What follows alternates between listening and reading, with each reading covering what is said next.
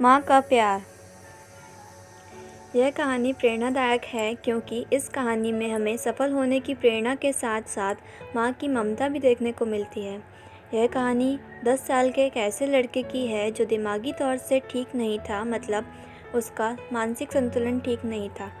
उसकी माँ बहुत गरीब थी और वह अपने 10 साल के बेटे के साथ एक टूटी फूटी झोपड़ी में रहती थी।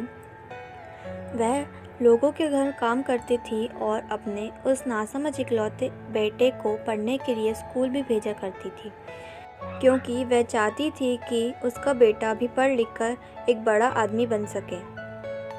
एक बार जब स्कूल में सभी बच्चों की परीक्षा होती है, तब स्कूल में प्रधानाचार्य उस नासमझ बच्चे को एक लेटर लिख कर देते हैं और कहते हैं कि इसे अपनी माँ को दिखा देना। घर आकर जब बच्चा अपनी माँ को वह लेटर पढ़ने को दे देता है, उसकी माँ वह लेटर पढ़ने के बाद काफ़ी उदास हो जाती है।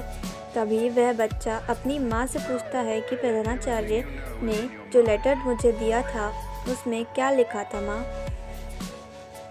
उसकी माँ कहती है कि बेटा, उसमें प्रधानाचार्य जी ने लिखा था कि आपका बेटा बहुत होशियार है और हम इसे नहीं पढ़ा पाएंगे, इसलिए इसे किसी और स्कूल में पढ़ने के लिए भेज दीजिए।